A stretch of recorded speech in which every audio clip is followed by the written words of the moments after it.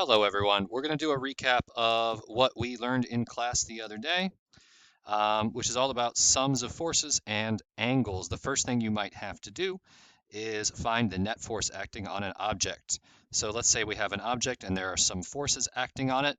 Here are our forces, U and V and W. We're going to take a second and draw all those forces.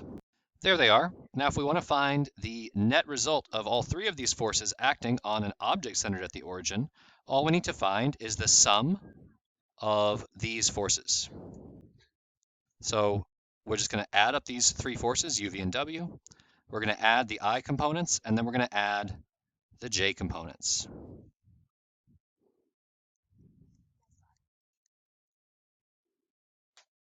So -5 plus 8 minus 2 is -1. -4 minus 3 plus 5 is -7 plus 5, so -2. That's going to be +1. 8 minus 5 minus 2. So this is the net force, the sum of all the forces, which means that if you had three forces acting on an object, it would end up moving along a vector like this. And the name for a result after you add up a bunch of forces is the resultant force. So our resultant force is right here, this little guy pointing at the point 1, -2. Now, let's say that we wanted to add an additional force so that the net force is 0. When you have the net force on a system equal to 0, that system is said to be in equilibrium. We can set up a vector equation for this. So we can add a new vector. We can say, all right, our current sum of forces is 1, -2. Then we can add some mystery vector, AB, and that would give us what we want, the 0 vector, 0, 0. Net force would be 0. You set that equal to the 0 vector. Now we can solve any vector equation by subtraction. So we can subtract 1, -2. We can subtract 1, -2. And 0 minus 1, -2 gives us an equal and opposite vector. That's going to be -1, +2. Done. And what you notice is that this is an equal and opposite force to our initial sum of forces. So that is a shortcut if you're looking for equilibrium, is instead of creating a vector equation, you can just create an equal and opposite force. Here's another question. If we forget about the equilibrium vector, say, we forgot that answer, and we wanted to know what additional force vector would be needed for the net force to have a magnitude of 5 in the direction due west, we can do a similar thing. First, we need to take apart this demand, magnitude 5 in the direction due west. Let's think about that. Due west would mean directly west, so it would be 5 units that way. As a vector, that is -5, 0. And so what we could say is that the current net sum of our forces, U plus V plus W, is 1, -2. And we want to add some vector, AB, and we want to get -5, 0. This is, again, a vector equation, which we can solve by subtracting 1, -2. So AB would equal -5, 0 minus 1, -2, which is -6 and +2. So a vector of -6, +2 would cause us to have a final force vector of -5, 0. So if we draw that out, it would be -6, this is -5, -6, 2. Adding this force vector will then give us a final vector. Oh, we'll put this guy back too. Would give us a final vector here. So if these were our forces acting on the object, then that would be our result, just to draw it out. Moving ahead, the next thing we might want to do is express vectors, not in terms of components, but in terms of magnitude and direction angle. This is similar to when we converted points from rectangular to polar. So let's just do a couple examples and see if we can make some sense of this. Let F1 be a force with components -5, 3. Let's draw it out. So this might be our force, F1. What are the magnitude and direction angle of F1? So the magnitude of F1, we can still find with just the Pythagorean theorem. That's the square root of each of the components squared. So the square root of -5 squared plus 3 squared, that comes out to the square root of 25 plus 9, which is the square root of 34. So the magnitude is the square root of 34. More interestingly is the direction angle, theta. The direction angle of a vector is always measured in the same way we measure angles in polar. We measure from the positive x-axis around. So the direction angle is this angle here. And we can find that using trigonometry. We just made effectively a right triangle, -5 over and 3 up. So let's set up some trig. The first trig you might set up is tangent. So you might say tangent of theta is -5/3. So theta should be the tangent inverse of -5/3. Let's check on the calculator and see what that gives us. I am going to switch to degree mode for this. Vectors can be done in radian or degrees, but at least for this picture, it makes a little more sense to have degrees. So let's do a little tangent inverse. All right. Oh, I know what I did wrong. That should be 3/5, -3/5, because it's opposite over adjacent. Let's fix that. There we go, not a hard fix. -30.9. All right, so theta is -30.9 degrees. Now, obviously, that doesn't make a whole lot of sense because this is a quadrant 2 angle, and quadrant 2 angles are between 90 and 180. So what happened here? Well, remember that tangent inverse has a restricted range. The calculator only ever will give you answers in quadrants 1 and 4. So the calculator just said, yeah, boss, I got you. You wanted the tangent angle in this quadrant, -30.9. That's all it told you, and it didn't know any better. It didn't know what vectors you were doing. It's an easy fix, though. All you have to do is take that answer and add 180, because the period of tangent is pi, or 180 degrees. And that gives us the actual correct answer for which is 149 point, well, we'll just say 149 degrees. More interestingly, at least from a physics context, is converting a force where you're given the direction angle and magnitude into a force where you know the x and y components. It's pretty common to want to take some force and break it into its pieces so that you can analyze each piece separately. So let's imagine that we have a force with a direction angle of 300 degrees, that's down here, and a magnitude 8. When we learn the magnitude is 8, that means we can label the length of that vector 8. And what we are looking for are the x and y components. The book will phrase this also as looking for the I and j components. So, multiple different wordings. We're finding the pieces of this vector, the horizontal and vertical. How do we do it? We just do trig. This is 300. Now you could do some triangle math and say, this is 60 and do some work with this triangle. But the more efficient way is to remember that we know how to do trig all around the circle. So we know that sine of theta is defined as y over r on a unit circle, and cosine theta is defined as x over r. And we can just solve this around. So r sine theta equals y, and r cosine theta equals x. Now, r is not really vector language.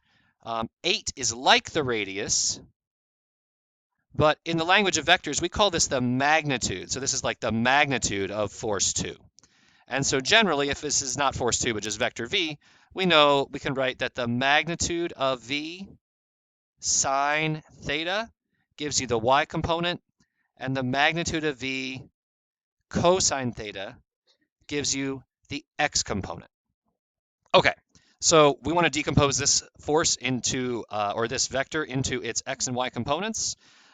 We can do 8 sine theta, 8 sine 300 is the y, and 8 cosine 300 is the x. Okay, sine 300 is -√3 over 2. Cosine 300 is +1/2.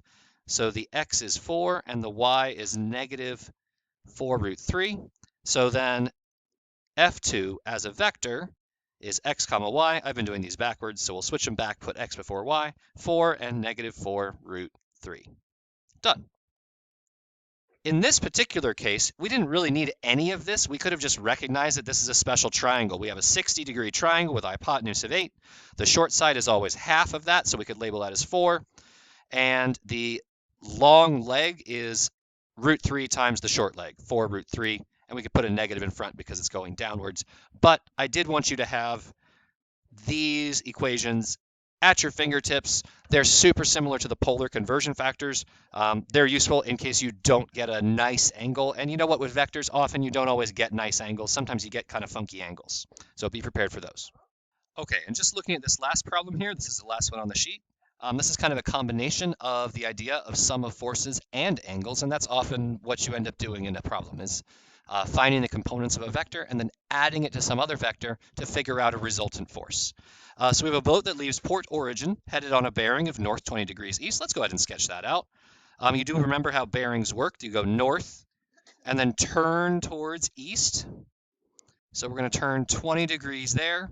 That's not the direction angle of the vector.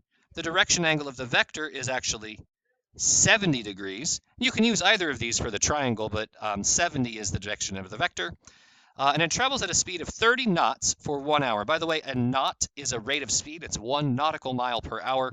So what this is telling us is that the magnitude of this vector is 30. We can label that as 30. And at the same time, a wind with a speed of 10 knots blows due east, causing the boat to drift as it travels. When the pilot checks the boat's GPS, what will the final position vector of the boat be?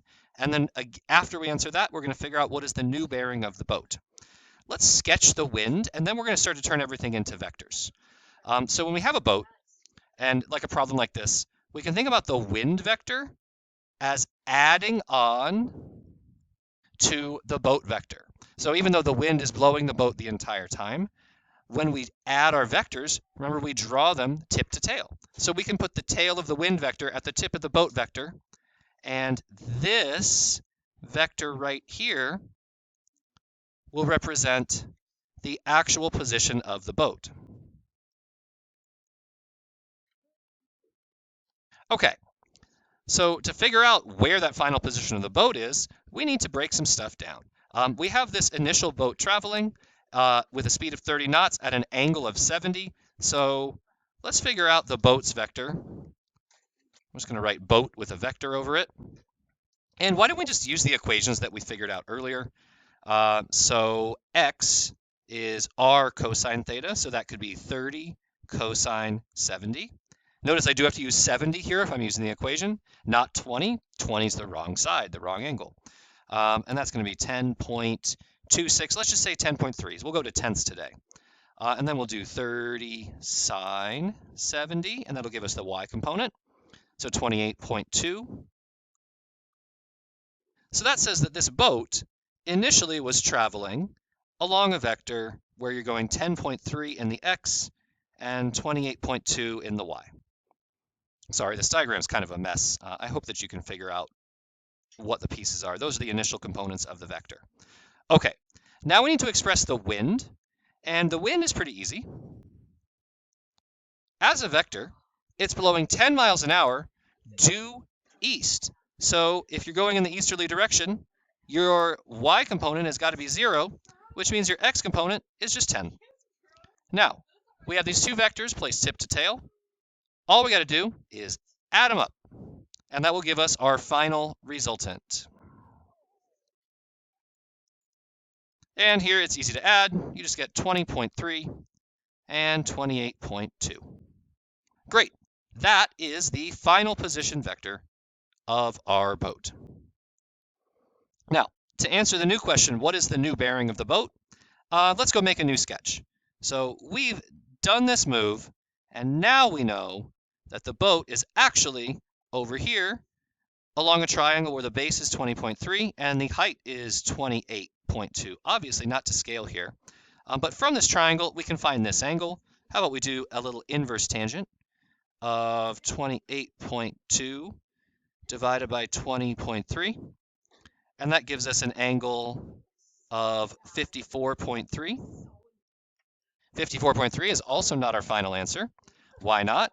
Because we need to express it as a bearing. A bearing is measured from north. So we're going to do 90 minus that, and that gives us 35.7. We'll say 35.8 just for rounding. And then we'll express this as a bearing. So the new bearing, north 35.8 degrees, turn towards the east. So this is a good example of how you might use vectors in a context. You often have a situation where you have a bunch of angles and a bunch of information. If you break everything down into its components, you can then add those vectors up and then turn them back into angles after you've done all the adding. But it's all pretty straightforward, and you just use your calculator and use the trig where appropriate. That's all, folks. For homework, please complete all of these problems. You should be able to do them, and enjoy. I'll see you next time.